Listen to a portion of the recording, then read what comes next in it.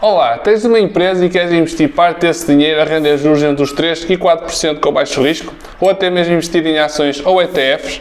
Se sim, este vídeo é para ti. Vou-te falar da melhor plataforma de investimento para o efeito e ainda de algumas alternativas para rentabilizar a tua liquidez. À medida que o negócio se desenvolve, é normal que o dinheiro recebido por prestação de serviços ou venda de produtos se comece a acumular, seja por estar a aguardar por novas oportunidades de investimento, construção de uma almofada financeira para enfrentar futuras adversidades ou simplesmente porque é preciso pagar salários, material de escritório, rendas, entre outros. Ter o dinheiro parado na conta bancária pode parecer a melhor solução, mas em contexto de inflação e taxas de juros altas, existe um grande custo de oportunidade, pelo que podes colocar esse dinheiro a render. Na verdade, os bancos utilizam o teu dinheiro para o rentabilizar, por isso tu podes fazer o mesmo. O processo de investimento pela empresa é semelhante ao investimento pessoal, mas requer o cumprimento de outras especificidades, como vamos ver a seguir. Se o teu objetivo é de apenas ter o dinheiro que tens parado a render juros entre os 3% e 4% à data deste vídeo, com pouco risco, tens várias opções.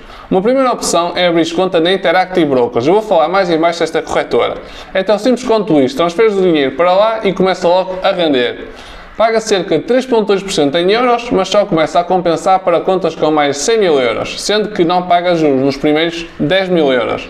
Portanto, se transferisses 100 mil euros para a Interactive Brokers, só te pagariam 3,2% sobre 90 mil euros. Outra opção é investir diretamente em ETFs do mercado monetário. Um ETF do mercado monetário é um fundo que contém obrigações de Estados com boa qualidade de crédito e também pode conter de empresas, com baixa maturidade, muito diversificado e, como tal, considerado um investimento de baixo risco. Para entendermos melhor como analisar este tipo de ETFs, existem dois conceitos importantes a reter, a chamada Yield to Maturity e a Duration. Em resumo, a Yield to Maturity diz a rentabilidade esperada se mantiveres o ativo até à maturidade. Por outras palavras, se a Yield to Maturity de um ETF é de 3%, significa que, mantendo-se todo o resto constante, receberias esse rendimento ao fim de um ano. Já a Duration diz a sensibilidade do preço de uma obrigação a alterações das taxas de juros. Quanto maior a maturidade das obrigações dentro do ETF, maior a Duration, logo mais o ETF se torna sensível a alterações das taxas de juros. Por exemplo, um ETF com uma duration de 0,5 anos diz-nos que caso as taxas de juros subam 1 ponto percentual, o ETF vai cair 0,5%. E vice-versa. Nesta imagem tens 3 ETFs que investem em obrigações semelhantes, mas com maturidades diferentes. Repara que a linha a laranja representa um ETF com uma duration inferior a 1 e as linhas verde e roxa com durations maiores, logo maior volatilidade nos seus preços. Neste vídeo vou-me focar apenas em ETFs com uma duration inferior a 1 ano, como o tal da linha laranja, pelo que este risco estará bastante mitigado. Vamos então começar pelo primeiro, a Amundi ETF Gobis entre 0 e 6 meses. Este ETF investe apenas em dívida de países da União Europeia, com uma Yield to Maturity de 3,91% e uma duration de apenas 0,22 anos. Como vês, começou a subir de forma constante desde o final de 2022, momento em que o Banco Central Europeu começou a subir as taxas de juros. No mesmo gráfico, tu vês que de 2015 a 2022 o ETF esteve sempre a cair. Porquê? Porque foi no momento em que estávamos com taxas de juros negativas e como este ETF só pode investir em ativos de boa qualidade, esses mesmos ativos apresentavam uma rentabilidade negativa na altura. Ou seja, se voltássemos ao período de taxas de juros negativas, tornar-se-ia óbvio que a melhor opção era ter o dinheiro parado em vez de investir neste ETF, porque a própria Yield to Maturity já o indicaria. Por uma questão de transparência, deixa-me dizer que tem dinheiro investido neste ETF, quer em termos pessoais, quer em termos empresariais. Uma segunda opção é o iShares Euro Government Bond, entre 0 e 1 ano.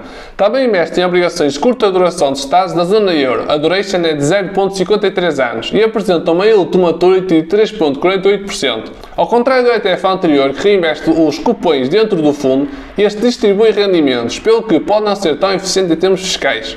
Deves contactar um contabilista para ter mais detalhes sobre isto, mas pode ser fiscalmente mais interessante teres um ETF de acumulação, tanto a nível de empresa como também a nível pessoal. Por fim, tens estes dois, o iShares Floating Rate e o iShares Ultra Short Bond, com yields to maturity de 4,17% e 3,93%, mas investe em dívidas de empresas, ou seja, aqui já existe risco de crédito e este é reconhecido pelo mercado, daí as taxas de juros serem mais altas.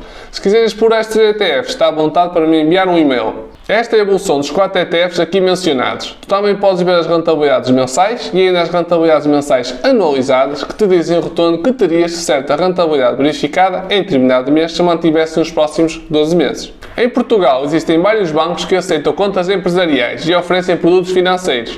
Por exemplo, na minha empresa tenho conta no novo banco que uso para a gestão do dia a dia, mas o processar de negociação em bolsa é caro, a oferta de produtos é limitada e ainda me exige a deslocação física a um balcão para ativar o serviço.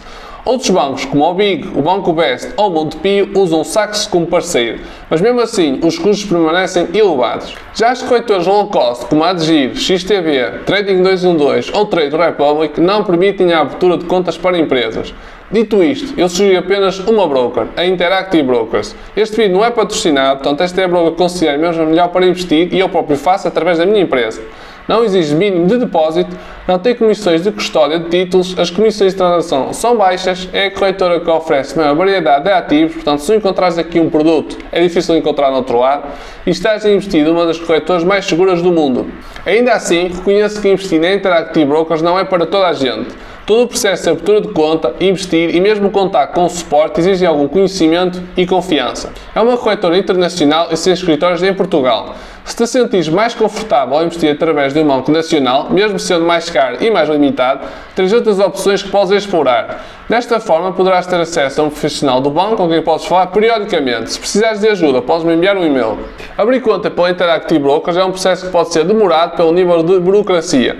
Para iniciar o processo de registro, basta ir a Open Account no canto superior direito, de seguida selecionar Institutions, preencher os dados e na página seguinte selecionar a opção Small Business. Depois é só continuar a ordem de registro e apresentar todos os documentos exigidos. Para a abertura de conta, tu vais precisar de vários documentos associados à empresa, como a estrutura da sociedade, certidão permanente e outros. Para além disso, vais precisar de um identificador de entidade jurídica, mais conhecido como lei. É um código alfanumérico único de 20 caracteres utilizado para identificar entidades envolvidas em transações financeiras.